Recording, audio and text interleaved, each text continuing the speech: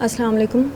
Lecture number 18, chapter number 11, sampling and sampling distribution. आज के lecture में हम लोग टू पॉपुलेशन प्रोपोर्शंस के बारे में पढ़ेंगे। एग्ज़ाम्पल की तरफ मूव करते हैं। एग्ज़ाम्पल है 11.13 और एग्ज़ाम्पल में आपको दो पॉपुलेशंस गिवन होंगी, सैम्पल साइजेस गिवन होंगे और विद ये क्वेश्चन हम लोग ये एग्ज़ाम्पल हम लोग सॉल्व करेंगे विद रिप्लेसमेंट के साथ। और क्योंकि ये पॉपुलेशन प्रोपोर्शंस या प्रोपोर्शन से रेलिवेंट है एग्ज़ाम्पल, तो इसमें आपको इस क्वेश्चन में आपको बताया जाएगा कि आपने कौन सी प्रोपोर्शन जो है वो फाइंड आउट करनी है। Like here P1 denote the proportion of odd number. ये मीन्स आपने फर्स्ट पॉपुलेशन के लिए ऑड नंबर की प्रोपोर्शन फाइंड आउट करनी है और पॉपुलेशन आपके पास है 3, 6 और 9। Sample size is 2। With replacement आपने ऑल पॉसिबल सैम्पल ड्रॉ करने हैं।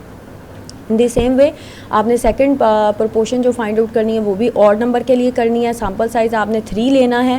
विद रिप्लेसमेंट आपने टेक्निक यूज़ करनी है और पॉपुलेशन जो आपकी बेस करती है वो दो नंबर पे बेस करती है, 6 और 7।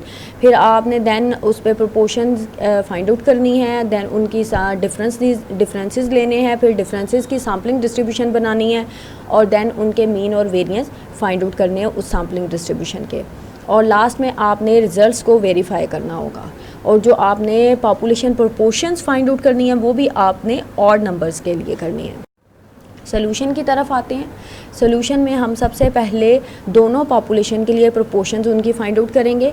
पहले हम लोग फर्स्ट पॉपुलेशन के लिए प्रोपोर्शन फाइंड आउट करते हैं। पॉपुलेशन इस आपके पास पॉपुलेशन जो है वो बेस करती है 3, 6, 9 पे। पॉपुलेशन साइज़ इज़ 3 और आपने क्योंकि प्रोपोर्शन ऑड नंबर की फाइंड आउट करनी है तो x1 जो होगा हम उसे डिनोट करेंगे आपके पॉपुलेशन में कितनी तादाद है ऑड नंबर्स की।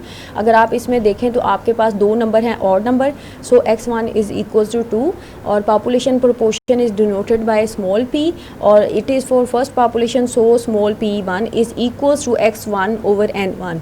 तो आपका रिक्वायर्ड आंसर आ रहा है 2/3। सिमिलरली हम लोग सेकंड पॉपुलेशन के लिए प्रोपोर्शन फाइंड आउट करेंगे। Population is 6 and 7। Population size is equals to 2।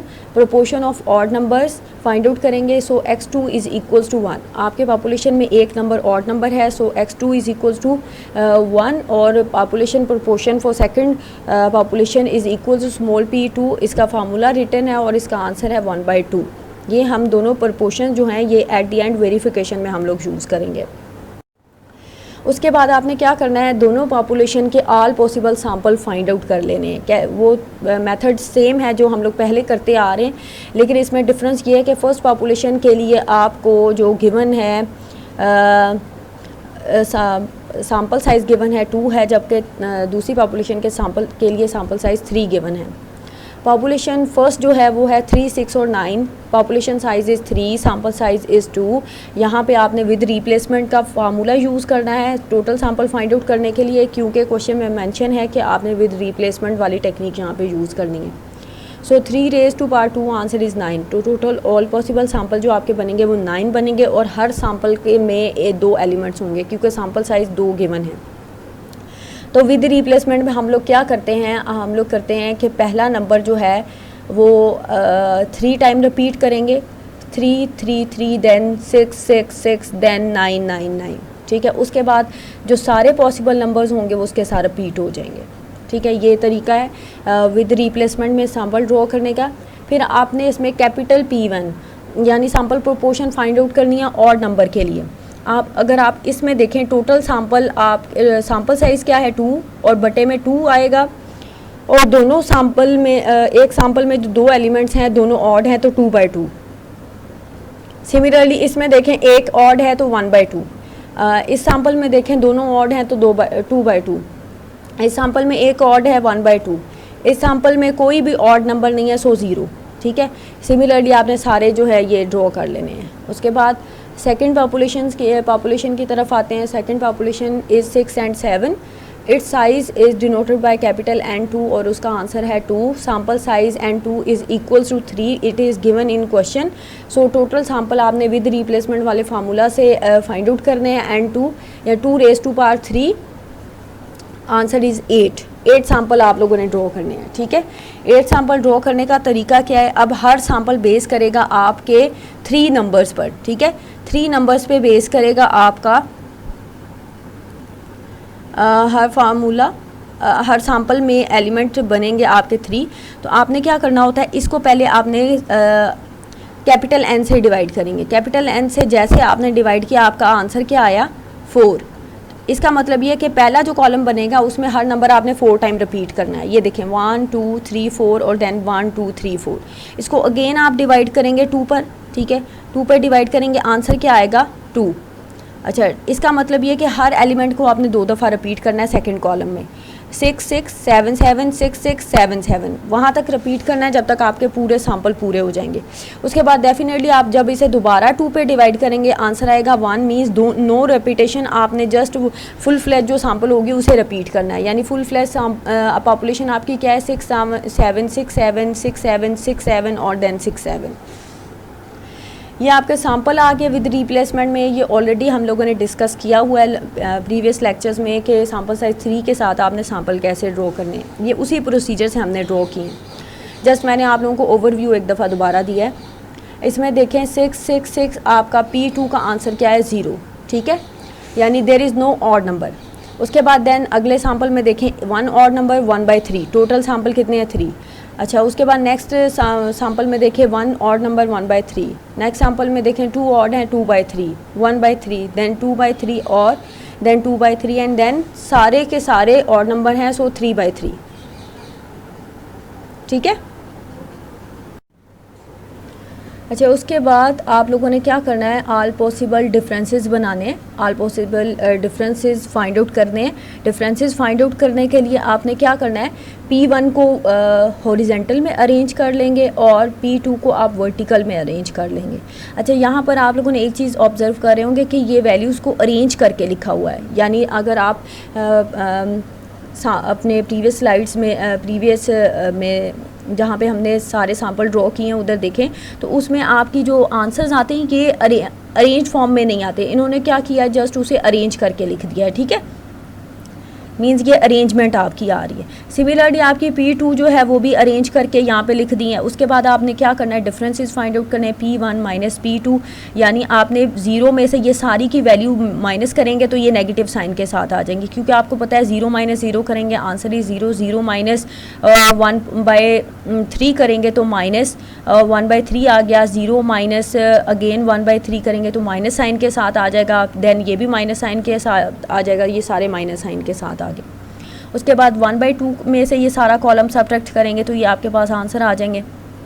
अच्छा, कैलकुलेटर में आप डायरेक्टली बटे वाली वैल्यूज़ माइनस कर सकते हैं, ऑप्शन अवेलेबल होती है। यानी 1/2 माइनस 1/3 करेंगे तो डायरेक्टली आपका आंसर 1/6 आ जाएगा। तो आप इसको कैलकुलेटर में डायरेक्टली सॉल्व कर लें ताकि आपको जो बटे वाले पार्ट हैं, क्योंकि न्यूमरेटर डिनोमिनेटर डिफरेंट हैं तो उनको सॉल्व करने में मसला ना आए। उसके बाद क्योंकि ये 4 टाइम सेम चीज़ सेम नंबर आ रहा है तो आपके इस सारे के सारे कॉलम की वैल्यू सेम इसको रिपीट करके लिख देंगे। उसके बाद 1 में से भी ये सारी वैल्यूज़ माइनस करेंगे, यानी 1 माइनस 0 1 और 1 माइनस दिस, ये सारे क्योंकि 1 is greater than all this fractional values तो इसके सारे आंसर जो है वो पॉजिटिव आएंगे, ठीक है।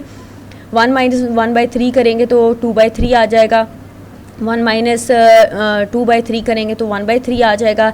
सिमिलरली ये सारी वैल्यूज़ आपके पास आ जाएंगी, ठीक है, क्योंकि आगे भी 1 आगे सेम रिपीट हो रहा है तो इसी कॉलम के आंसर को आप नेक्स्ट कॉलम में रिपीट कर देंगे, ठीक है। उसके बाद क्योंकि ये आपकी जो वैल्यूज़ हैं डिफरेंसेस, ये आपके इनर सेक्शन जो बन रहा है ये ऑल पॉसिबल डिफरेंसेस बन रहे हैं और ये आपके पास बन रहे हैं 72 डिफरेंसेस, ठीक है।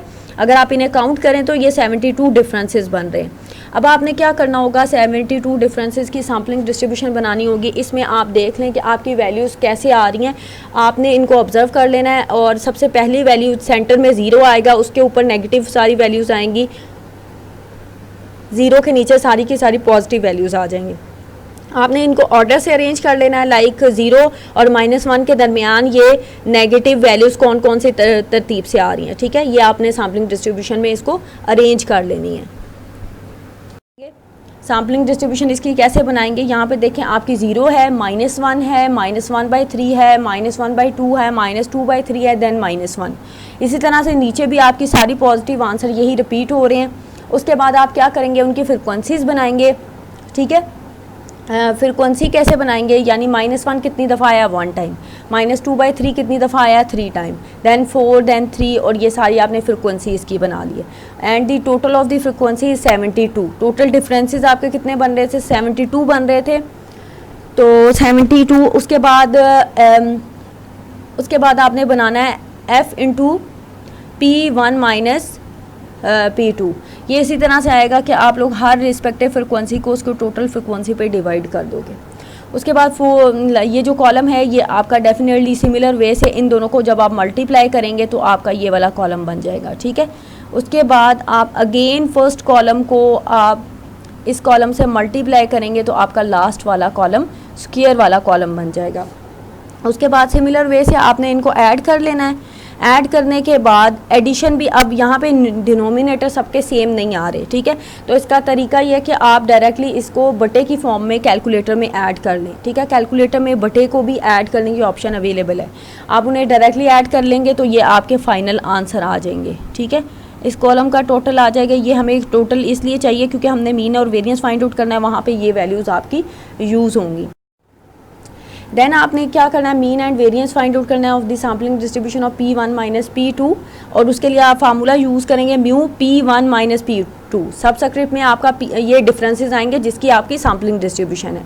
देन उसमें फार्मूला आप लोग लगाएंगे। फार्मूला इज सिमिलर एज जैसे कि हमने प्रीवियस लेक्चर में पढ़ा है, जस्ट वहाँ पर और यहाँ में डिफरेंस ये है कि वहाँ पे क्योंकि हम लोग डिफरेंस अबाउट मीन्स के बारे में पढ़ रहे थे, यहाँ पे हम डिफरेंस अबाउट प्रोपोर्शंस के बारे में पढ़ रहे हैं। तो यहाँ पे P1 माइनस P2 से हम लोग डिनोट करेंगे और ये कॉलम टोटल हम लोग यहाँ पे सब्स्टिट्यूट करेंगे। इसका आंसर ये है, after division your answer is 1/6, ठीक है। इसी तरह से वेरिएंस हम फाइंड आउट करेंगे डिफरेंस ऑफ प्रोपोर्शंस के लिए, उसका सेम फार्मूला हम लोग यहाँ पे यूज़ करेंगे और ये जो कॉलम कैलकुलेशंस के आंसर है यहाँ पे सब्स्टिट्यूट करेंगे and after solution your answer is 7/36। ये दोनों आपके आंसर हैं। ये मीन का आंसर है और ये वेरिएंस का आंसर है for the sampling distribution of P1 minus P2 के लिए।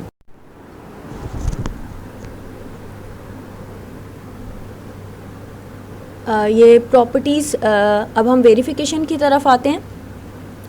वेरिफिकेशन में देखें, हम लोग इसको वेरीफाई करेंगे। Mu is equal to P1 minus P2, यानी mean of the sampling distribution of P1 minus P2 is equals to the difference between the population proportion.